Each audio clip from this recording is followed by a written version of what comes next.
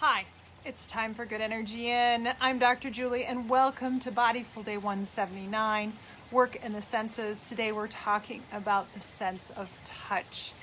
And we've kind of tied into this a couple of times when we talked about the sense of touch. Also, welcome to day 12 of rain in Iowa. It's not that bad, but it's been raining pretty consistently since Tuesday. We've talked about with the sense of touch, we've talked about the fact that sense of touch isn't just pain, but it's also heat, and it's also movement, and it's also texture. And so there are a lot of things that you can do with the sense of touch to bring good energy in to the work environment. Remember, our goal through this series is to create energy for work equals good energy in minus stressors. And we know work itself is usually a big old pile, and maybe not always, but it contains occasional piles of stress. And so we're using our senses to give us more good energy in so that we can overcome those piles of stress. And therefore, after we get done with the day of work, we come out more energized rather than behind the line, or even worse, our body being worn down by our work environment. So today we're talking about work and the sense of touch. Let's start out with our basics. Take a deep breath in and release. My sense of touch is a little bit of moistness because it's sprinkling down, it's being blown under the roof. Again, when we take our deep breath in, make sure you expand in the belly, expand in the chest, expand in the sinuses, and tuck your tailbone. Deep breath in. And release. Think about any stressful event from the day. Think about any parts of your body that are a little achy and tight that need a little extra good energy in. And breathe into the memory of that event, or breathe into how you imagine that pain in your body. Take a deep breath in and release. All right, so today we're talking about the sense of touch, and we kind of alluded to it when we talked yesterday about the sense of vision. And we talked about how you can have how I would have multicolored pom-poms in my office at the college, and colored books that my college students would reach over and grab and play with. And part of those multiple colored pom-poms and big pink fluffy box that they came in was also the component of touch, the component of activating our sensors on our hands. And this was one of the things that always appeared in my box at the office. And it is a couche. They were really popular in the 80s and 90s. Plastic strips made into basically a plastic pom-pom. And the nice thing about a couche is that it has, I actually have a special one. I have a very small textured one. Usually they're a little bit bigger textured, but the small texture one means that you've got a little bit more sensory information, little bits of fuzz touching your hands as you rub it into your hands. Now, the other cool thing about couches is that they're round. And roundness means that they have no edges, which means that you can catch them and investigate them without getting hurt. And so the other cool thing about couches and even your basic, as I lose my basic bouncy balls, is that they are round and you can play with them. And you can sit in the office when you're bored. How many newsroom scenes have we seen on TV where the main character, who's our investigative reporter or sports reporter, is sitting back with their legs up on the chair or legs up on their desk playing with a ball? There's a reason for that. Balls are fun. Balls are creative. You can get a multicolored one. This one is the earth, so it's got a clear with a little bit of cloud cover, and then of course the land and the water underneath. So that's fun to play with. The couche, fun to play with both visually, green and blue. And then the other thing that I want to point out is that The couche is kind of, the touch of that is little bits of hair, like like you get to pet a cat. And of course, then the rubber ball is sort of sticky and rubbery. That has its own sensation with it, with the sense of touch. And I wanted to bring out another thing, which these are magnets. And ooh, there goes my ball.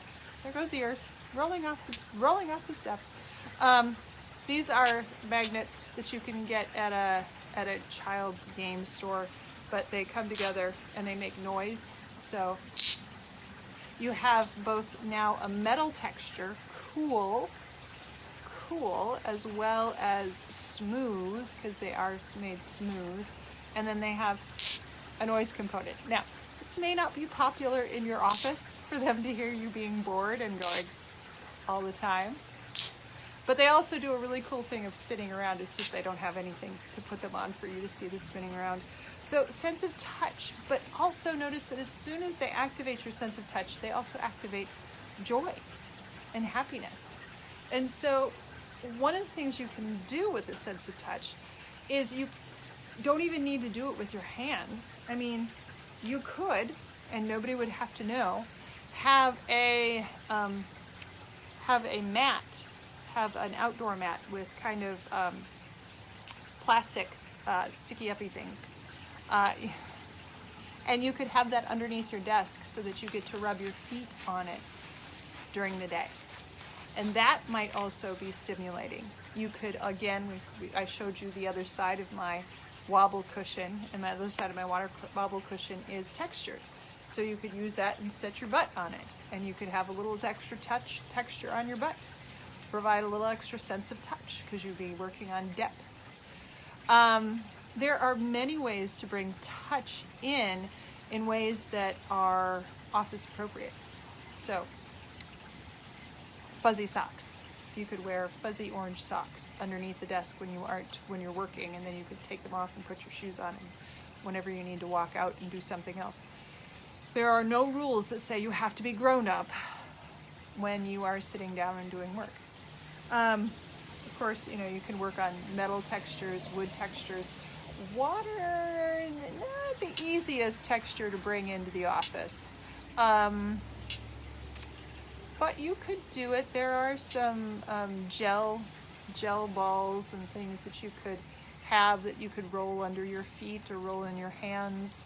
That would work. Sort of like silly putty-filled balls. That would work. Most of these are just things you get at the Science Museum gift shop. Things that have texture, that have something different, that activate the senses, because Science Museum gift shops are always about activating the senses, so that might be the place to look. I'm trying to think of anything else. So texture, temperature is a little hard to do at the office. Pressure, again, something that has a little bit more knobbliness to it. Metals versus smooth versus polished versus unpolished. There are definitely ways to activate all of those components of the sense of touch while you are bored or while you are losing mental energy to do your task. You have ways to activate it by using that sense of touch. So think creatively, think outside the box. Look around your house this weekend and see if there's anything that you can take into the office. Even if you have a standing job, if you have a job where you stand a lot, as long as you're wearing pockets, you could put anything in those pockets. There's a very cute story or cute feature of characters in Terry Pratchett's Discworld that have the witches. The witches always have deep pockets, and they make things out of whatever's in their pockets. And it could be a mushroom, it could be a piece of string, it could be... We don't do that anymore. We don't carry stuff in our pockets because our pants and everything are so fitted. But when women used to have big poofy dresses and they had pockets in there, they carried the world. They would have a thimble and thread and maybe a needle, but that would be tucked deep inside the thimble. they would have all sorts of stuff in their pockets. And that was a sensory, textural touch haven for them. They would run around with their hands in their pockets, and they just, or in their apron pockets. Those contained all sorts of things. So there's no reason why we can't look adult and still have a zillion things. Even if we have a job where we're standing, we can still have textures inside our pockets or inside our apron. There's no reason why we can't. We just have to find a way to do it. All right, I hope you are having fun this week. We've got 2 more senses left. One of them is kinesthetic, which we kind of have to figure out how to do in the workplace. And I think the other one left is possibly smell. I think it's smell. Yes, it is the sense of smell, which again, we're broaching on what policies we're allowed to do in the office and not. But we'll come up with a way. All right, so let's finish this off. Take a deep breath in. And release. All right, have a great day. I will see you tomorrow. Take care.